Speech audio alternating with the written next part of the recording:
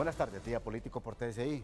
Doctor Germán Espinal, es un gusto tenerlo en el programa. Igual, Ramón, abogado, es un agrado también compartir. Le comentaba con el abogado que es agradable porque estos periodos preelectorales, de alguna manera, las luchas electorales son guerras de baja intensidad, pero es una guerra por el poder, ¿verdad?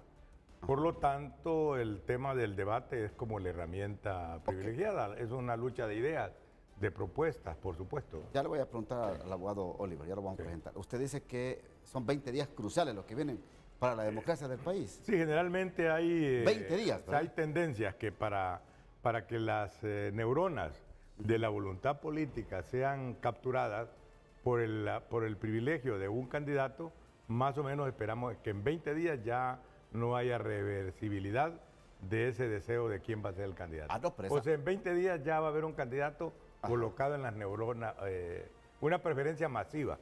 Pero ¿y esa masa flotante independiente? Esos piensan su va voto a incluir, hasta el mero es que va incluido, día de elecciones. No, ellos mismos se deciden, es la masa que va a los partidarios y la masa de independientes. Ellos van tomando decisiones colectivamente de manera rápida. No es difícil eso. Abogado Oliver, un gusto tenerlo en el programa. Muchas gracias. Esta proyección, ¿cómo lo ve? Abogado Espinal, un gusto estar Y no, con Oliver, acá. Por supuesto que...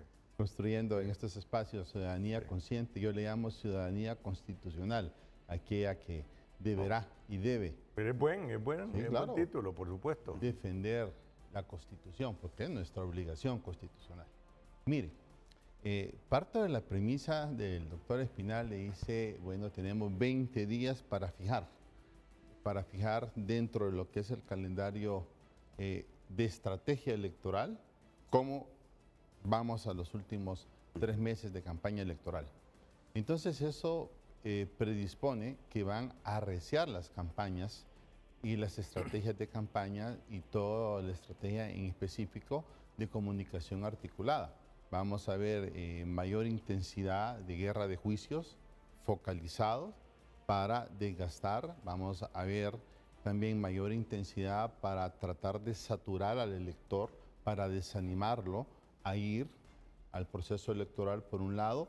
Por otro lado, vamos a ver a otros animándolo para que el electorado vaya densa y masivamente a las urnas, que ese es nuestro deber constitucional.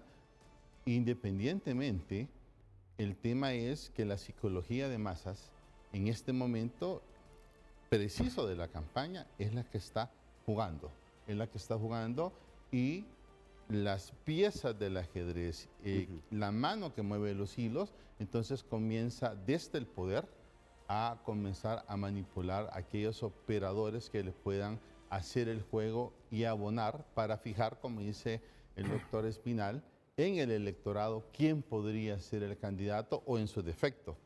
Tratar de bajarle de la mente al electorado que aquel que está ya fijado que va a ser el presidente o podría ser el presidente, ponerlo en duda.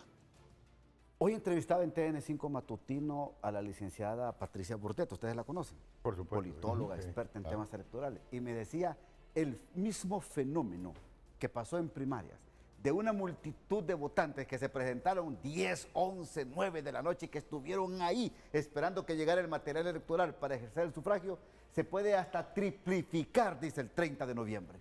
Porque Honduras, dice, se va a ir a votar, a ejercer el sufragio de manera masiva el 30 de noviembre. Mire, eso es lo ideal, periodista Ramón, que sea una votación masiva. ¿Por qué es ideal de que sea masiva? Porque eso expresa que el electorado tiene preferencia por el camino electoral, ¿verdad? Es decir, que la herramienta democrática es el voto, y el voto será el castigo o el premio del elector, para decirlo en otras palabras. Y voy a retrotraerme algunos elementos históricos.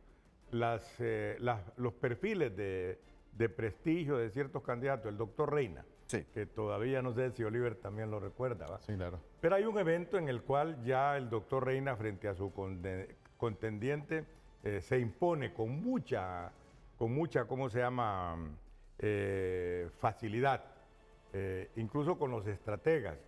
Y del otro lado está jugando en la oposición un hombre clave que fue el expresidente Callejas. Urbano, moderno, era de la época nuestra, juvenil, ¿verdad? Jugaba al tiempo y yo diría que estos dos, el presidente Callejas define la forma fácil y en que el presidente Reina se colocó en la conciencia del electorado a nivel masivo y fueron unas buenas elecciones. Luego era inevitable que el presidente Callejas se impusiera en las próximas elecciones. Claro. No había nadie que lo pudiera derrotar. Tenía todas las condiciones. Uno de los amigos que lo analizaba decía que solo había un problemita con los lentes de los ojos, pero era lo único que le fallaba físicamente, ¿verdad? Para entenderlo. Por eso le decían el biónico. Creo que sí, por ahí va. Por ahí va la cosa. Pero bueno, sin embargo, él encarnó una esperanza no solamente para el electorado de su partido, Ajá. sino que a nivel internacional de una persona que podía modernizar Honduras, que era necesario, había una cierta confianza. Voy a decirle algo, yo traté muy de cerca a un alto funcionario del Banco Mundial y del BIL, don Enrique, y él decía, mira, bastaba con que Rafael Leonardo mandaba una nota de un deseo para reconstruir un borde y a otro día el desembolso estaba listo, porque teníamos la confianza de que burocráticamente tenía cursos de opción de resolver. El señor Iglesias, ¿tiene usted? El señor Iglesias. Por eso, y también gente del Banco Mundial tenían esa confianza de que él podía imprimirle un acelerador de modernización al país. Ahora, yo me obliga a preguntarle a ambos, primero usted, Oliver.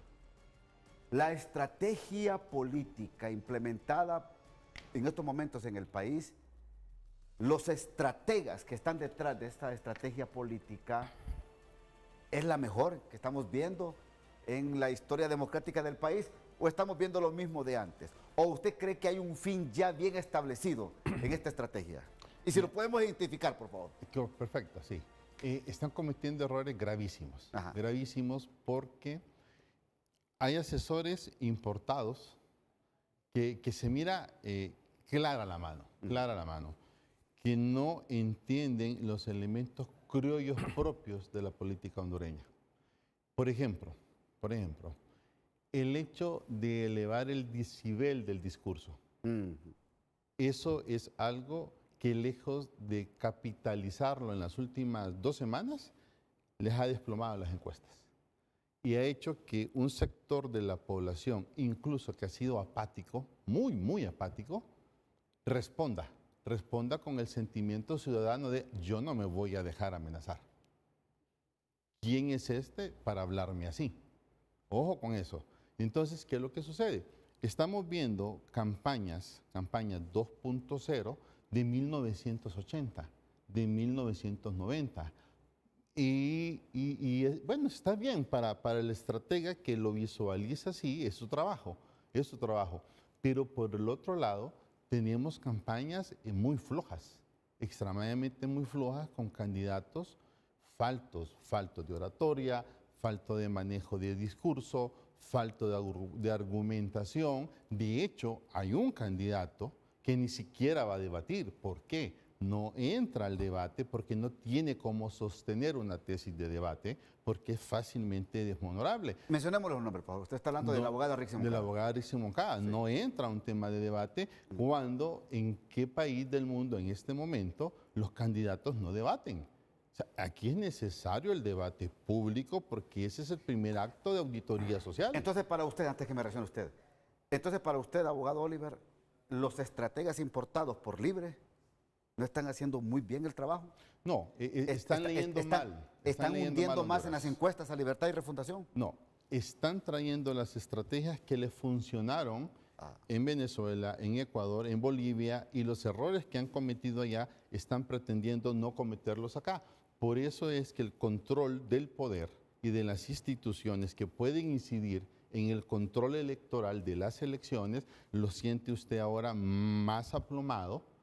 Y siente, bueno, que ahora sí entra la Fiscalía a ejercer guerra de juicios, sí tiene persecución penal selectiva, sí tiene persecución judicial veloz, franca y directa, y eso es parte de la estrategia, como dice el abogado Espinal. Esta es una guerra y dentro de la guerra se valen los diferentes actores y elementos. El problema es cuando inmiscuyes en la guerra política, la metes a un tema y a un operador jurídico. O sea, descompones el tema del Estado democrático constitucional de derecho y luego retornar a la senda correcta del Estado de Derecho cuesta muchísimo. Germán. Bueno, yo diría que el tema de ponerle a los partidos y a los candidatos una estrategia extraña o outsider no es un buen elemento. Yo diría que tanto en el Partido Nacional como en el Partido Liberal, pero tanto en Libre, hay suficiente capacidad estratégica para poder ganar elecciones nacionales. O sea, puede ser que sea útil experiencias en la publicidad, la dosificación de la propaganda, el elemento contradictorio que se puede colocar, pero que eso también no solamente es percibido por un tipo sino por cualquier persona de sentido común. Por ejemplo, ¿qué temas han habido que fueron colocados como elementos de la incidencia en la conciencia electoral? El TPS y el tema de los aranceles. Sin embargo, es lógico que el gobierno con sus acciones, el Partido Libre y sus acciones, no es un enemigo de los Estados Unidos. Tiene una capacidad de negociación y una relación privilegiada con las instancias de los Estados Unidos, tanto política como burocrática. Y se logra por una vía menos esperada un TPS y temporalmente una relación con la aplicación de los aranceles. Ese tema no debió haber sido colocado como éxito del Libre, pero le cae como un éxito por cuanto fue muy apasionado en hacérselo ver que era culpa del Libre, que como eran comunistas, como el presidente lo estaba sancionando. Trump, sí. Sin embargo, esto la gente lo ha estado viendo, lo ha recibido, pero el impacto del resultado electoral es mínimo. No tiene un gran incremento de votos. Sí. Por ejemplo, solo para ponerle eso, en la historia también de las campañas políticas, en el caso de Villeda Morales ganó casi con una consigna: dignidad contra dinero. Era poquito, eran las compañías los que hacían el presidente, eran los que tenían la plata, ¿verdad? A la gente le hacían comer el voto, era heroico realmente hacer ejercicio ciudadano. Y con eso ganó, ¿verdad? Por supuesto, también cayó parte de una estrategia internacional. Me tengo que ir a la pausa. Pero hoy lo que estamos viendo es una estrategia de miedo. No, siempre ha habido miedo. Pero miedo más siempre profunda, se ha usado. más profunda. Ah, no, más profunda en hoy. la época de miedo era incluso comerse el voto. Sí, pero tragárselo. pero estamos viendo una estrategia de miedo bien profunda. Y yo quiero que la analicemos después de la pausa. Ya regresamos. Lo que sí es cierto, amigos televidentes, es que los hondureños no queremos tener miedo, ni tampoco que nos vengan a meter miedo. ¿Quiénes son los políticos para que nos metan miedo? ¿Quiénes? Si el poder lo tiene usted y lo tengo yo con mi sufragio el próximo 30 de noviembre, y que vamos a ir a unas elecciones de calidad, honestas y transparentes. Pero esta estrategia de miedo, ¿cómo la interpreta? Mire, es que esta es la vieja confiable de la izquierda. Esta no es una cuestión nueva. Esos son los sombrerazos, ¿no? Allá quien desconoce y no conoce a la izquierda se puede sorprender.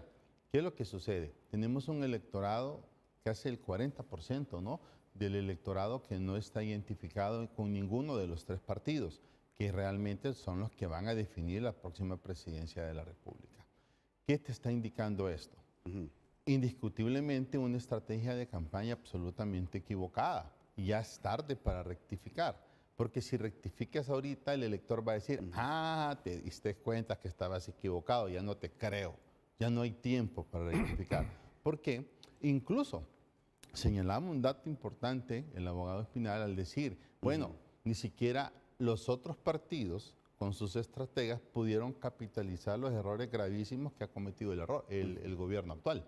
O sea, para que vea usted cómo un grupo de estrategas que no están concentrados y que no conocen bien al elector hondureño, dejan pasar oportunidades sumamente importantes para ser capitalizadas en intención de voto. Entonces, estos actuales estrategas que son importados, que usted dice, usted lo ha dicho muchas veces, que han venido de Cuba, de Venezuela. Claro. Entonces, ¿están haciendo más bien o están dejando muy mal a la candidata de Libre, Rixia Moncada?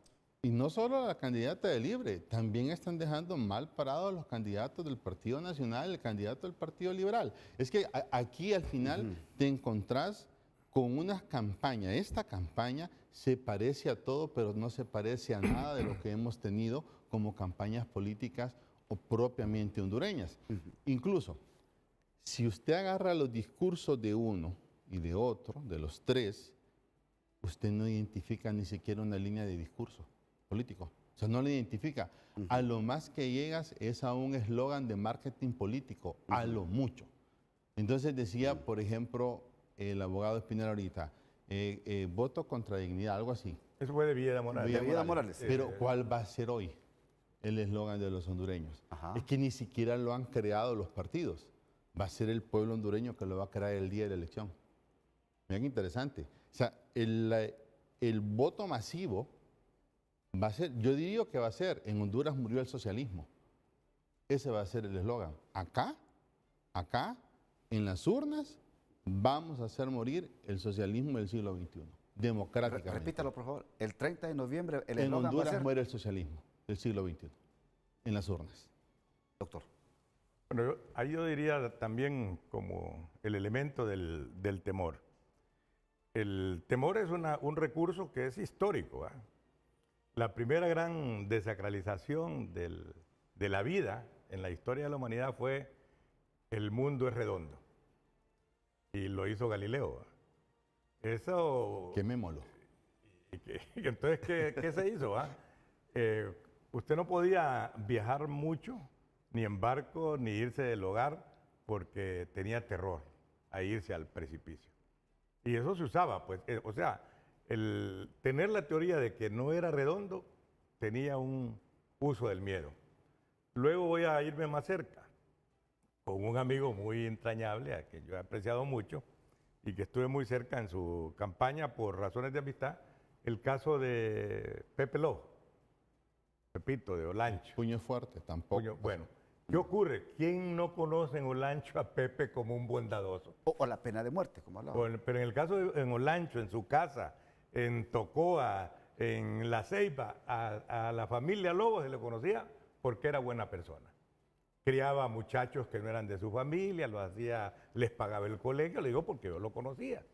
Era un defensor de los derechos humanos frente a las dificultades que había en un departamento de gente autoritaria, pero de repente un outsider, estratega de publicidad, le hace creer al partido de que hay que irse con dos líneas, la línea del puño fuerte de hierro y ¿cómo se llama? Y la pena de muerte. Y la pena de muerte.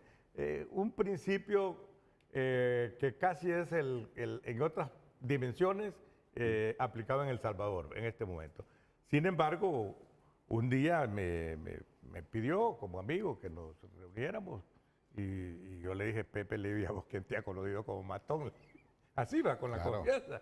Fíjate, vos allá te conoces porque si hay alguien que no tiene para sembrar, vos le das 2, 3 manzanas. Si alguien no tiene dinero, va donde Pepito. Si alguien no quiere de unas tiendas que tenía de bicicletas, de ahí le da fiado y tenés excelentes. Y luego nadie desconoce que sos un benefactor con muchachos que quieren estudiar. La idea de que la familia de Lobo es buena gente está colocada y ese es un valor agregado tuyo. Después me comentó que se había ido y le había dicho, mire, bajémosle a esto y le dio un poco de margen más fuerte de votos. Pero esa línea, y fue un outsider, ¿va? Exitoso, que había hecho ganar a otros, pero exageró el tema de Honduras. Yo les preguntaba esto porque don Manuel Zelaya anda por aquí ahorita, déjeme decirle. Anda por acá asesorando. Ah, sí. Anda por acá asesorando. No, mire, pues bien. les digo porque imagínate, cuando dice Manuel Zelaya que va a sacar 30,000 y que están listos 30,000 colectivos, y sale aquel otro señor, ¿cómo que se llama? que es el que se anda tomando las instituciones a nombre de los colectivos. Ceballos, diciendo Melvin Ceballos que si es necesario usar armas, hay que hacerlo. Pero mira qué interesante. Nada. Yo pregunto, permítanme, entonces yo les pregunto a ustedes, el papel fundamental y preponderante de las Fuerzas Armadas y la Policía Nacional, ¿cómo lo evaluamos antes del 30 de noviembre? Me contestan después de la pausa. Perfecto. El papel preponderante de Fuerzas Armadas y Policía Nacional, desde todo punto de vista constitucional, nada de político, nada de injerencias políticas, nada de seguir un líder político, sino la Constitución y la voluntad del pueblo hondureño. Oliver. Pero yo a contestártela directamente, sí. Quiero hacer el parangón cuando hacía referencia de la familia bonachona Lobo, del expresidente Pepe Lobo, en relación a lo errado de las campañas acuñadas sobre el miedo. Pero es que es muy distinto con el tema de la familia Zelaya. ¿Cómo visualizan en Olancho a la familia Zelaya? O sea, como bonachona o como una familia que tiene antecedentes de asesinatos históricos. Y es ahí, ojo el pueblo hondureño, ojo ahí. Una cosa es la familia Lobo, que la gente decía, no, yo no le creo si el presidente Lobo, si ese hombre toda la vida ha sido un hombre de abrazo abierto, hombre demócrata, carta cabal. Al tema de la familia Zelaya y los antecedentes históricos vividos y conocidos por todo el pueblo hondureño de la familia Zelaya en relación a la violencia, ¿verdad? Entonces ahí el pueblo hondureño dice, el papá con antecedentes, el hermano con antecedentes y este señor de este joven que ahí sale en fotos con una ametralladora cruzada. Entonces el pueblo hondureño y con esa campaña de miedo y de que tenemos colectivos, eso ya no le gustó al pueblo hondureño. Mire qué interesante, la teoría de la campaña que acuña y que pretendés capitalizarla a través del miedo. Y ahí viene la respuesta. ¿Qué pasa con las Fuerzas Armadas? La gran pregunta es, si tenemos institucionalidad de Fuerzas Armadas, en la Constitución tenemos, institución tenemos, tropa tenemos. Ahora bien, pero tenemos el cumplimiento del rol constitucional de las Fuerzas Armadas. En este momento lo hemos visto desde las elecciones internas, la respuesta es clara, no. Y no lo dice Oliver Erazo, te lo va a decir el señor que está lustrando zapatos, la señora que anda vendiendo en su carreta sus productos de helado, la señora que está con su canasto vendiendo sus tomates, sus vegetales, sus hortalizas, te va a decir, no me siento protegida, no me siento representada, y no solo eso, están arreglados con los políticos. Así te lo dice la gente. Entonces, ¿y qué sucede? ¿Es la institucionalidad de las Fuerzas Armadas? No, es la cúpula de las Fuerzas Armadas. Ojo, no solo eso, el exfiscal Edmundo Orellana dice, y lo dijo la semana pasada, y me alegró mucho porque dije, bueno, ya se ubicó dentro de lo que se tenía que ubicar, que es el texto constitucional, es el hecho de decir, yo lo he estado recargando, tengo 2 meses de estarlo diciendo, las Fuerzas Armadas no son confiables para acompañar este proceso democrático en la elección general. Los ciudadanos, el día de la entrega de las urnas, tenemos que, si hay un camión de las Fuerzas Armadas, deben de haber 10 carros de la ciudadanía acompañando y vigilando que esas Fuerzas Armadas lleven la maleta electoral al centro electoral. Pero pueden revertir ese papel. Lo pueden revertir. Claro, están a tiempo. Lo pueden revertir. Están a tiempo. Tanto policías como militares lo pueden revertir. La credibilidad que la ciudadanía la tenía, se la han retirado. Doctor, tiene 1 minuto y medio. Bueno, la verdad es que lo que esperamos de este proceso electoral es que se respete la voluntad del soberano. Y sobre todo este tema que se ha referido con buen sentido testimonial el abogado Oliver, yo también debo decirte algo. O sea, cuando uno tiene una relación personal, así como me he referido a Pepe, también yo tengo la capacidad de referirme a mi relación con la familia Zelaya y con Xiomara, por supuesto. Y hay de los dos vertientes.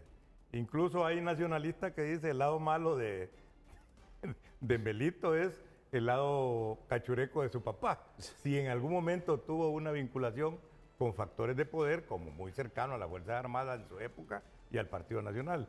Ahí es donde puedes tener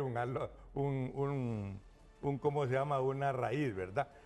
Para entender mejor las cosas. Pero por otro lado también, a Mel se le recuerda como el muchacho de gusto, de su moto, entramos el mismo año a la universidad, nos matriculamos, usted no va a creer, pero nos matriculamos con el papá del Grillo en ingeniería química.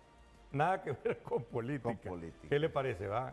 Macho Prieto era nuestro profesor, un francés, Michel Polanyi, y era la vida esa juvenil de la época. De aquellos días. Y por otro lado, sí yo puedo decirte que en el caso de Mel es como una esponja para informarse, para ponerse al día en temas de política, de ciencia. Y es como dice alguien, el mismo Pepe, es como el mago de la política hondureña. Bueno, señores, gracias. Gracias, doctor. No, gracias. Abogado, Gracias, muy amables. Gracias. Todos a elecciones, perdón. Todos a ejercer el sufragio. Pero siente que masivamente. terminó el programa, yo creo que le hizo falta. Todos a elegir. Todos a elegirse. Que pasen todos una feliz noche.